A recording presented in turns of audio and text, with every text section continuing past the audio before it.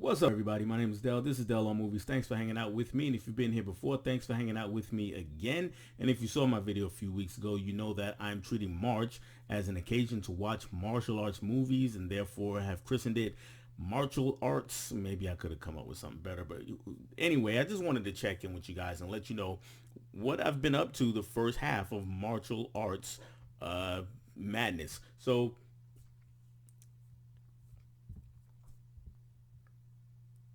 I just wanted to check in with you guys and let you know what I've been up to for the first half of Martial Arts Madness.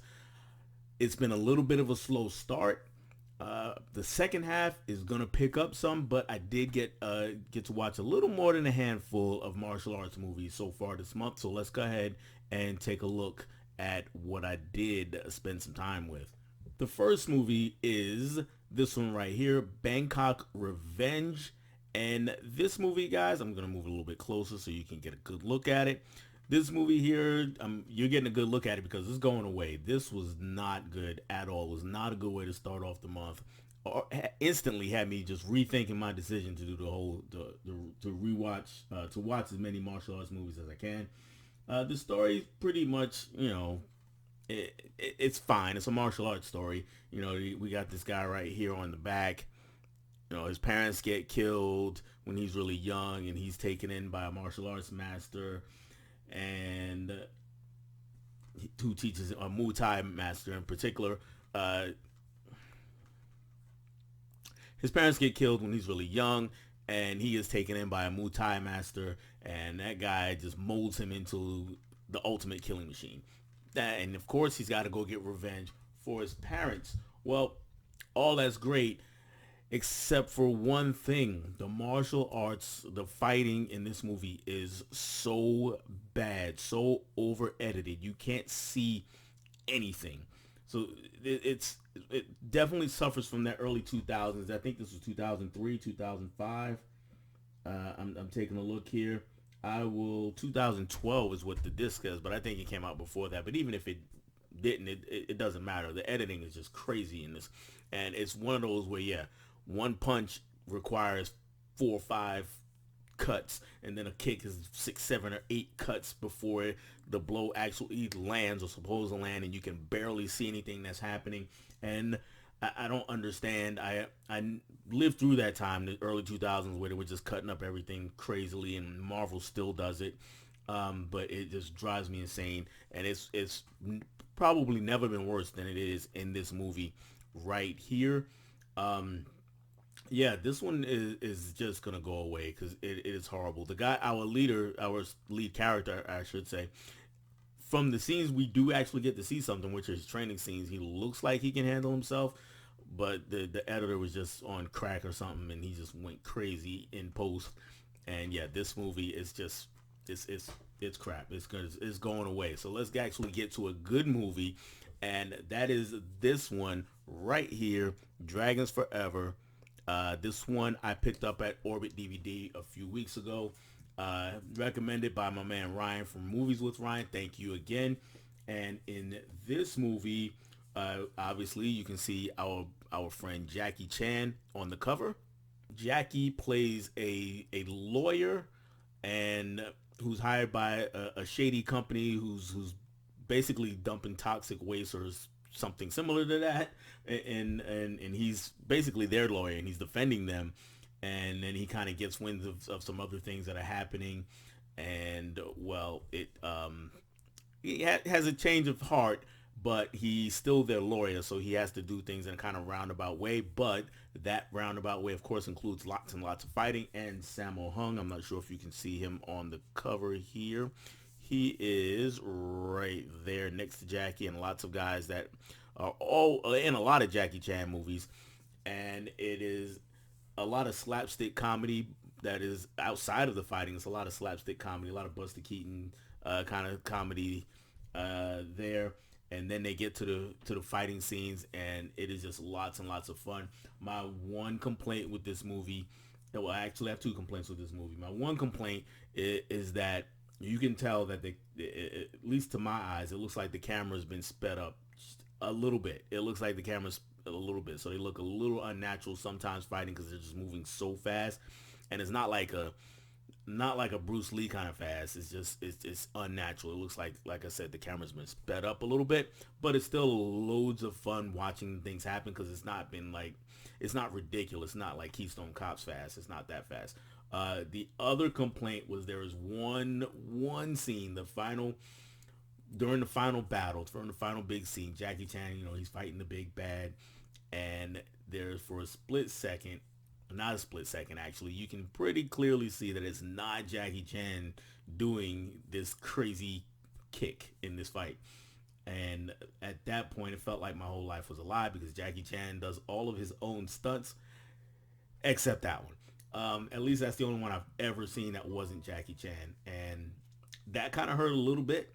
And especially since they kind of did one of those double takes on it, where they showed it and then they immediately showed it again. Like if you're familiar with Police Story, like he slides down the light thing, they show it like 3 or 4 times, and so it was kind of like that situation. So that bothered me a little bit. But overall, the movie was still tons of fun. So thank you, Ryan, for looking out for that one. I had a great time with it. Not my favorite Jackie Chan movie, but it is a really fun one. The next movie I watched was Kung Fu League.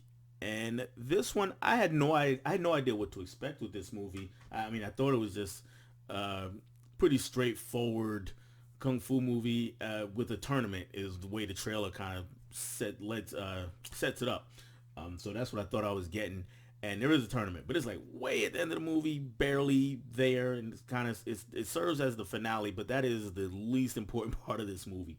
What it really is, it is a spoof slash romance, spoof slash Chinese soap opera romance. If you ever watch Netflix, they have a lot of Asian soap opera kind of shows on Netflix, and my daughter watches some of those. And if you ever watch those, it's like super melodramatic and the craziest music that goes with it. So we get a lot of that here, and then it's also trying to spoof other martial arts movies. If you take a look at this cover, this guy here is our Bruce Lee stand-in.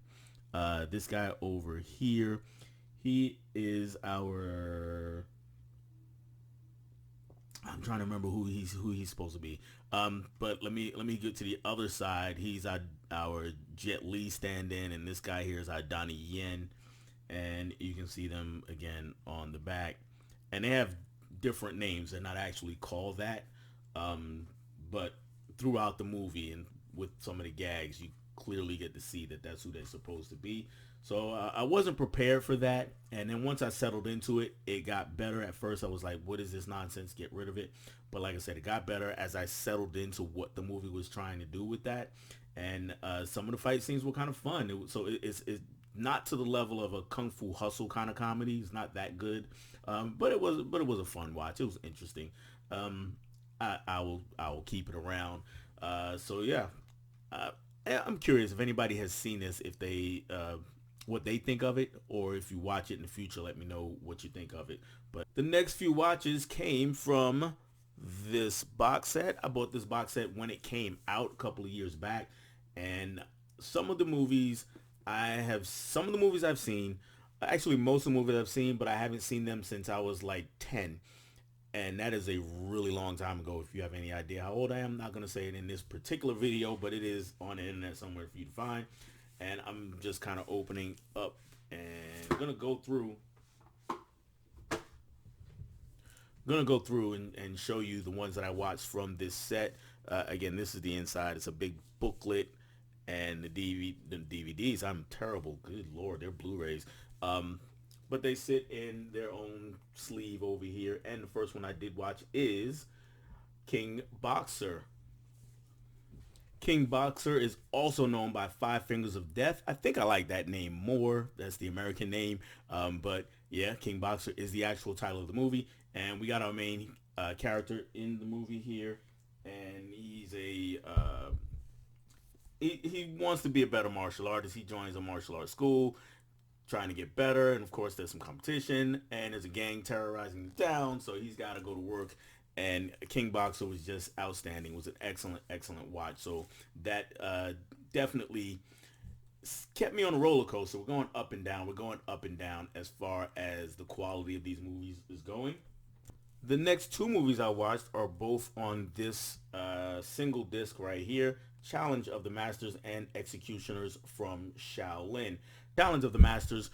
We got our main character. He's actually engaged to be married to the master, to his master, and to his master's daughter. Let me clear that up. He's actually engaged to be married to his master's daughter, and he wants nothing more than to just stay there, learn a little bit of kung fu from the master, and just be with his woman for the rest of his life. However, there is a crisis. The crisis is that the bad guys are running the place. They're running town. They're running everything. And in this area, it is decided who is in control, who is in charge by winning the POW, which is basically a big battle royale of martial artists in the area, and whoever wins that gets to control things.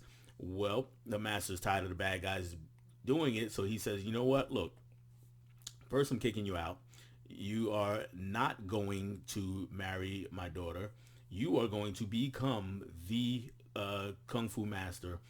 You're gonna win the POW. I think that's what it's called. You're gonna win this little tournament, and then you can marry her. So that sets the plot in motion, and it's a fantastic ride all the way through. So really enjoyed that one. Other movie on that disc, Executioners from Shaolin. That is just a nutty ride, but in the best way possible. We learned pretty early on that it's just gonna be just a little out there. So we have Pai Mei, who some of you may have seen as a character in Kill Bill. A lot of you have probably seen as a character in Kill Bill. That character has appeared in tons and tons of martial arts movies over the years. But in this case, he's a bad guy. And Pai Mei has basically taken his gang, and they have run roughshod over the Shaolin Temple, killing all the monks they could find, killing everybody who was there, and just set up shop there. Well, one of the people who survived the massacre early on, he goes, of course, as they do in these movies, and he goes and he gets fight game up. You know, he goes and learns some things from another master. He's already a fighter, but he's learning some more. He's not from his master. He's learning in solitude with his wife. He's got a son, but his mind is on revenge, and he's just trying to get better and go back and get that revenge.